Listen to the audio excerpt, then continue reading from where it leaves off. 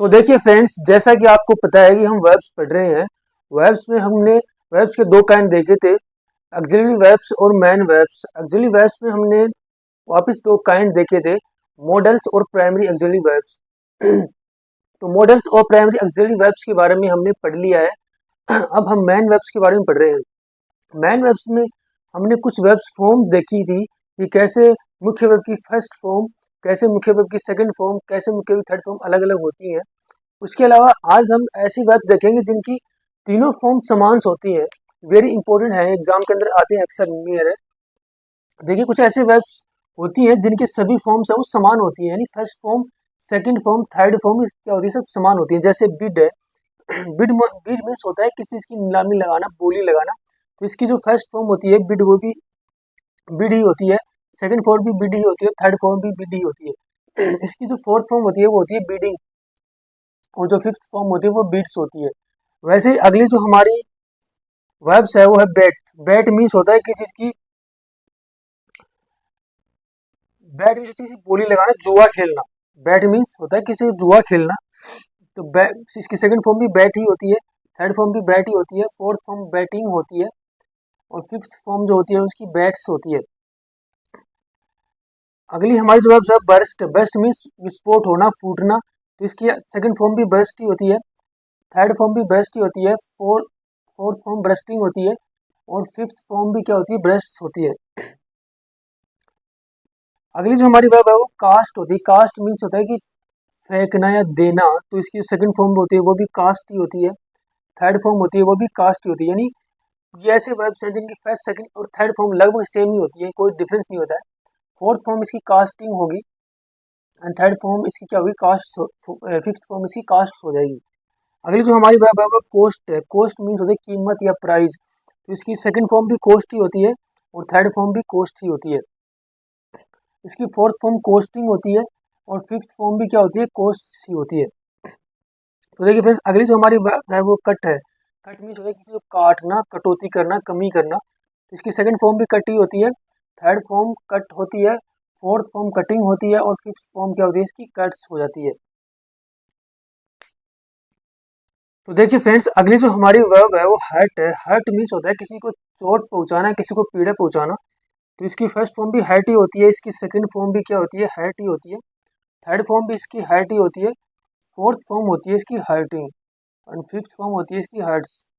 वैसे ही अगली जो हमारी वर्ब है वो लेट। लेट मीन्स होता है किसी को करने देना, किसी काम को।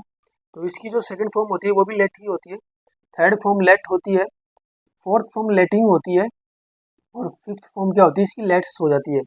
अगली जो हमारी वर्ब है वो पुट है। पुट मीन्स होता है किसी चीज को रखना या किसी चीज को देना। तो अगली जो सेकंड फॉर्म होती है वो भी इसकी पुट ही हो जाती है, थर्ड फॉर्म भी पुट ही होती है, फोर्थ फॉर्म होती है वो पुटिंग होती है, फिफ्थ फॉर्म क्या होती है, पुट्स हो जाती है इसकी। अगली जो हमारी वर्ब है वो रीड है। रीड मीन्स होता है किसी को पढ़ना। इसकी सेकंड फॉर्म भी रीड ही होगी, एंड थर्ड फॉर्म भी क्या होगी, इसकी रीड ही होगी। फिफ्थ फॉर्म इसकी रीडिंग, फोर्थ फॉर्म इसकी रीडिंग हो जाएगी, और फिफ्थ फॉर्म क्या होगी, इसकी रीड्स। ऐसे ही अगली जो हमारी वेब्स है वो सेट है। सेट मीन होना, सेट मीन्स होता है किसी चीज का अस्त होना। जैसे आई आई एम वाचिंग सनसेट, मैं सूर्य का अस्त होना देख रहा हूँ। तो अस्त, सेट मीन्स होता है अस्त होना किसी चीज का। इसकी सेकंड फॉर्म भी सेट ही होती है, थर्ड फॉर्म भी क्या होती है, इसकी सेट ही होती है, फिफ्थ फॉर्म क्या होती है, इसकी सेटिंग होती है, और फिफ्थ फॉर्म क्या होती है, सेट्स, और फोर्थ फॉर्म क्या होती है, इसकी सेटिंग। अगली जो हमारी वेब्स है वो सीड है। सीड मीन्स होता है बहाना या त्याग देना। जैसे टीयर शेड करना, आंसू बहाना, या फिर किसी चीज को नदी, समुद्र आदि के अंदर सीड कर देना, त्याग देना, छोड़ देना। तो सीड मीन्स होता है बहाना या त्याग देना। तो इसकी सेकंड फॉर्म भी सीड ही होती है, थर्ड फॉर्म भी सीड ही होती है, फोर्थ फॉर्म सीडिंग होती है, और फिफ्थ फॉर्म क्या होती है, इसकी सीड्स हो जाती है इसकी।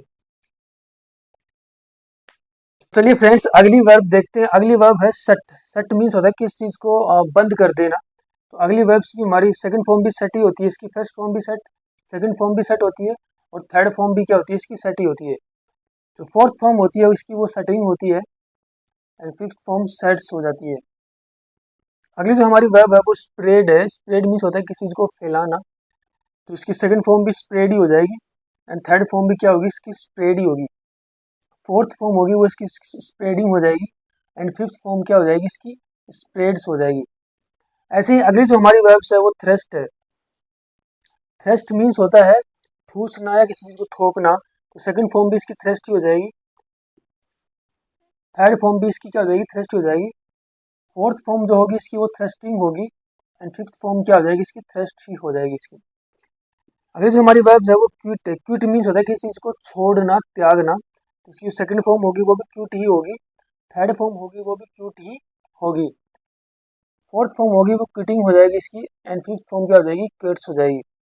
देखिए फ्रेंड्स, ये हमने वो वर्ब्स देखी हैं जिनकी क्या होती है first second and third form क्या होती है, समान होती है। तो आई होप आपको समझ में आई होगी।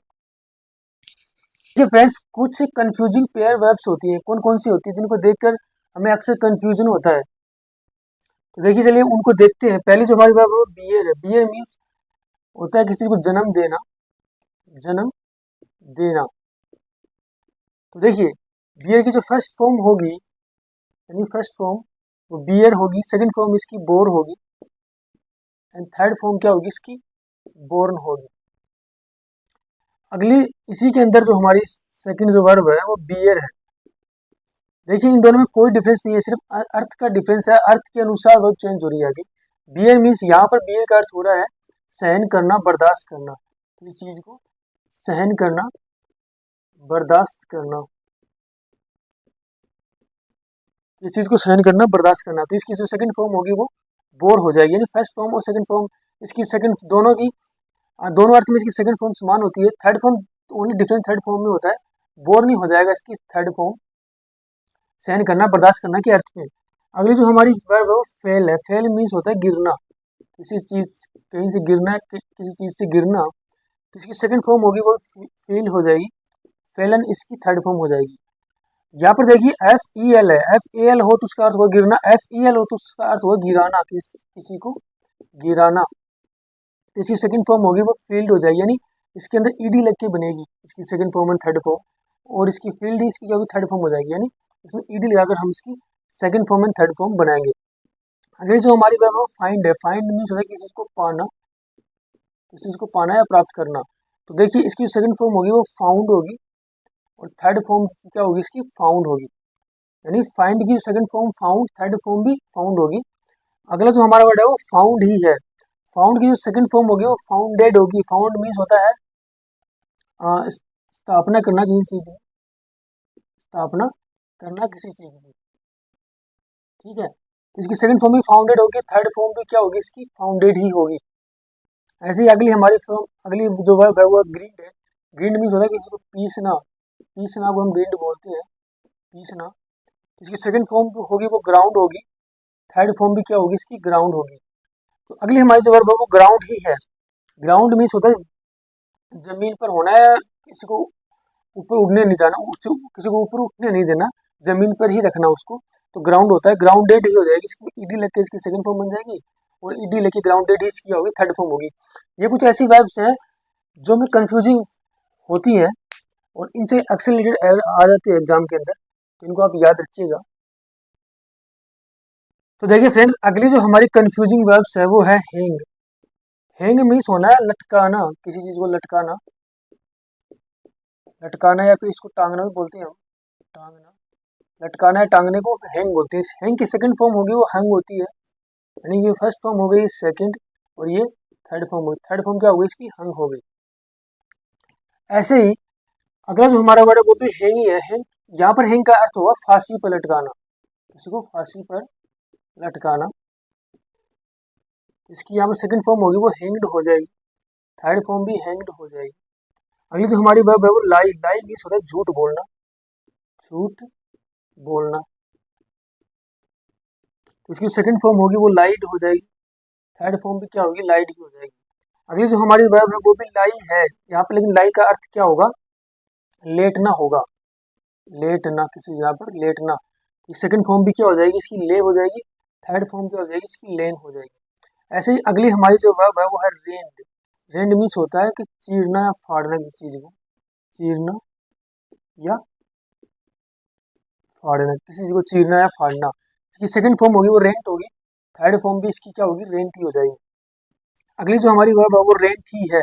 रेंट यहाँ पर का यहाँ पर रेंट का अर्थ है किराया, किराए पर देना किसी चीज़ को, किराए पर देना।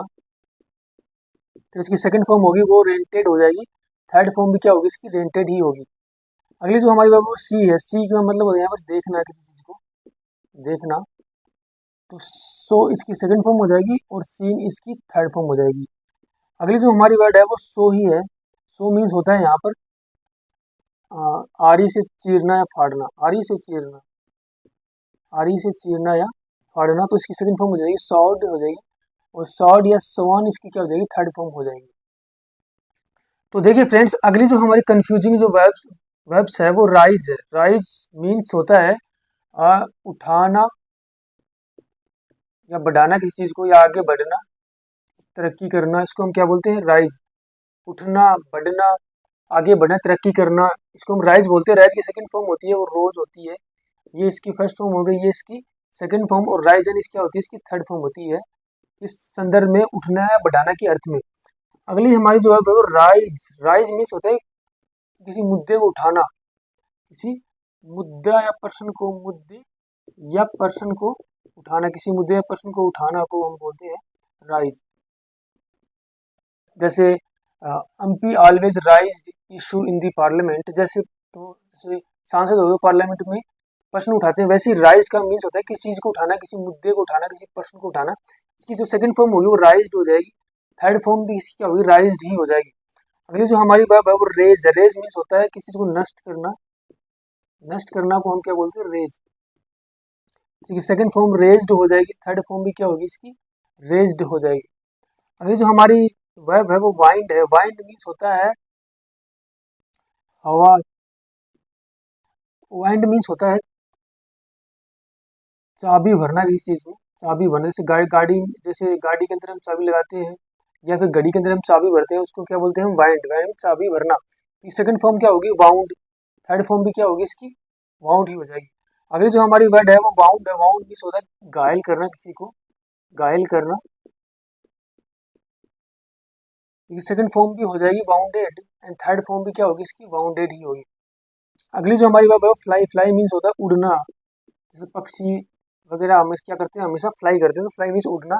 इसकी सेकंड फॉर्म क्या होगी, फ्लू, एंड थर्ड फॉर्म क्या जाएगी, फ्लोवन।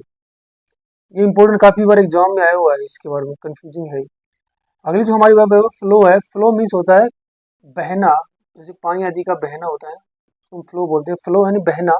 फ्लोड इसकी सेकंड फॉर्म, फ्लोड इसकी क्या हो जाएगी, थर्ड फॉर्म हो जाएगी। तो ये सारे वो वर्ब्स हैं जो कंफ्यूजिंग होते हैं। तो आई होप आपको समझ में आए होंगी।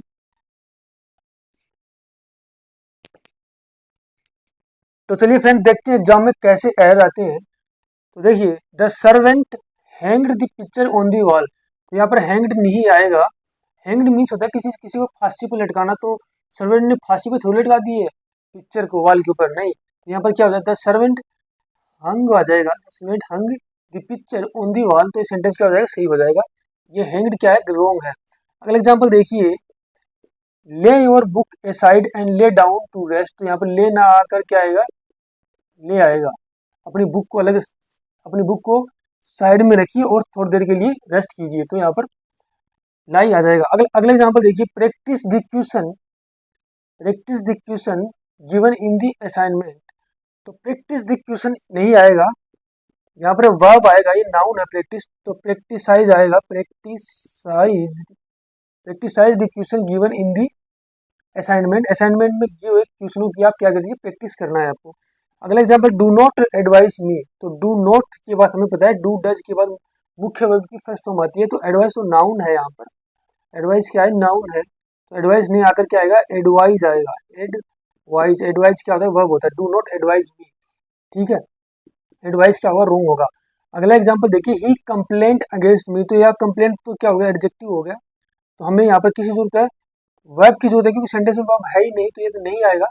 ही कंप्लेंड आ जाएगा, ही कंप्लेंड अगेंस्ट मी। उसने मेरे अगेंस्ट में क्या किया है, कंप्लेंट की है। तो आई होप आपको समझ में आएगा कि ऐसे हम सोल्व करते हैं क्वेश्चनों को। तो चलिए फ्रेंड्स, वर्ब से रिलेटेड प्रीवियस ईयर एग्जाम में आए हुए कॉमन एरर के क्वेश्चन देखते हैं। तो जो हमारा पहला क्वेश्चन है वो ये है, he was so inquisitive that he rose many questions in the class. हमें बताना है कि इसमें कौन से पार्ट में एरर है। ए पार्ट में एरर है, बी में एरर है, सी में एरर है, या डी पार्ट में मीन्स कोई एरर नहीं है। तो देखिए हम कैसे एरर चेक करेंगे, हम स्टडी स्टार्ट करेंगे। He was so inquisitive that he was rose many question in the class. हमें पता चल गया कि भाई पास्ट टेंस का यूज हुआ है, सेंटेंस पूरा पास्ट में है तो पूरा पास्ट टेंस होगा, तो पूरे सेंटेंस में क्या है, पास्ट टेंस ही है, तो टेंस तो सही है इसमें। ही वाज सो इनक्विजिटिव मीन्स होता है जिज्ञासु होता है, इनक्विजिटिव मीन्स क्या होता है, जिज्ञासु।